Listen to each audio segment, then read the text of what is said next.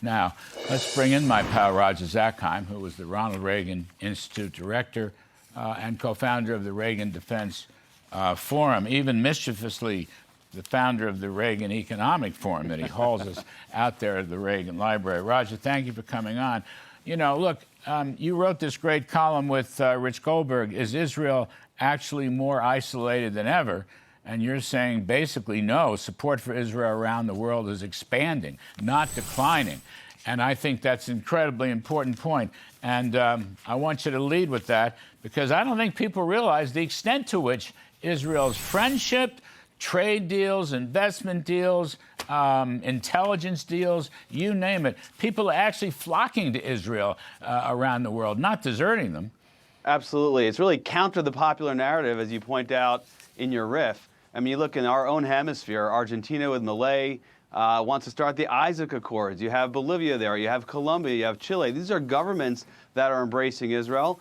And then you have what you have in our country right now, where conservatives, Republicans are overwhelmingly supportive of Israel. And then you have the liberal, progressive far left that is not. Well, that's playing out around the world, too. If you look at Nigel Farage and the Reform Party or the Tories, very supportive of Israel, less so with Labour. And that repeats itself across Europe. And then one of the other pieces of this story, which, again, is underreported, Larry, is that whether it's from values, as you noted, freedom and democracy is why you should stand with Israel, or it's out of just a core national interest of trying to be on the side with the best technology, the best opportunity, that's where Israel gets a lot of support, particularly partnerships around national defense and technology. And here I'm talking about Japan. I'm talking about Germany. You're talking about Morocco. There are so many countries, as we point out in the piece, Rich Goldberg and I, that are working with Israel because that's the best in class for technology, for defense.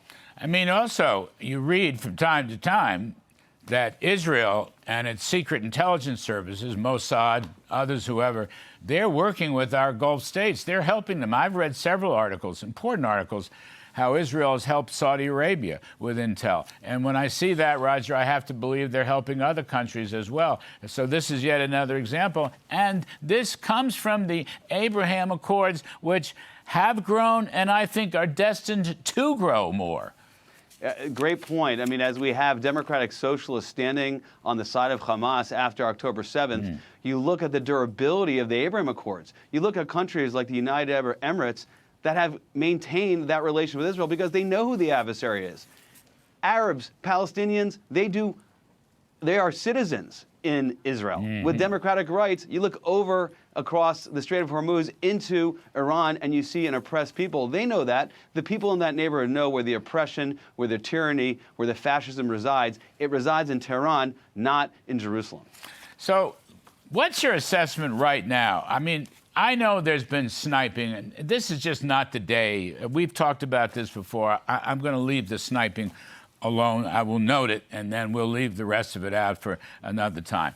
But I still believe that Mr. Trump and Mr. Netanyahu are very close war partners. I still believe that. Look, Churchill and FDR had their spats from time to time also, and that's the way I look at this relationship. But Israel is our valuable ally, and they help us a lot, and I still think it's as close. Now, we're pausing in the bombing, Roger, as you know, and Mr. Trump is now talking again about diplomacy.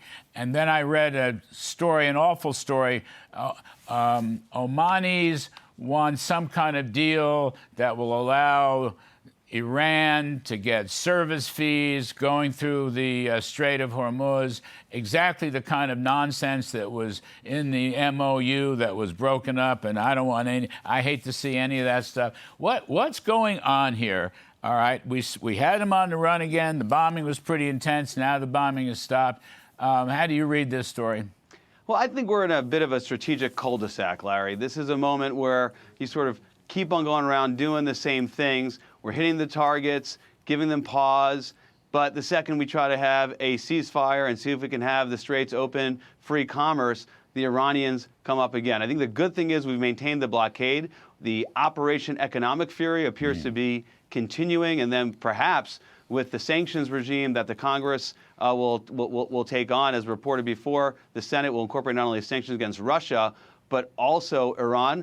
Perhaps we could increase that pressure. But ultimately, I think we're going to have to ratchet up to get out of this strategic cul-de-sac. I think the United States is going to have to launch escalatory strikes to really force the regime and force their hand to not allow them to spoil the opening of the straits, to allow the free flow of commerce. We cannot. And the president said this time and time again, give the Iranians the opportunity to spoil that, certainly to toll traffic in the Strait of Hormuz. And then you have the piece of Pickac Mountain. You know, I'm confident that the president is going to ensure, whether it's now or later, that the Iranians don't have an opportunity to rebuild whatever infrastructure they need to pursue a nuclear weapons program.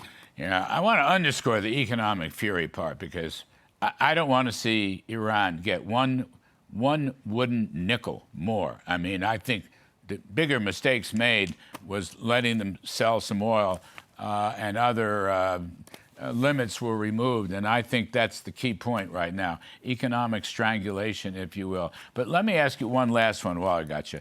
The possibility of covert operations to strengthen the Iranian and Persian dissidents. You know,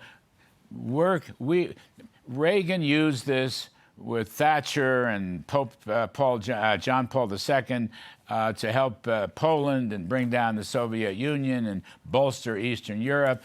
Sometimes we did it with moral suasion. Sometimes we did it with cold cash. Sometimes we did it with, you know, sending them food and so forth. I mean, you don't read much about this, but I have to believe Israel and the U.S. Intel operations, there's something going on covertly that there has to be that might at least nibble away at the IRGC. I expect they are doing that. I mean, I hope and expect the president has a covert finding where our director of Central Intelligence, Ratcliffe, has these programs going. We have air superiority there.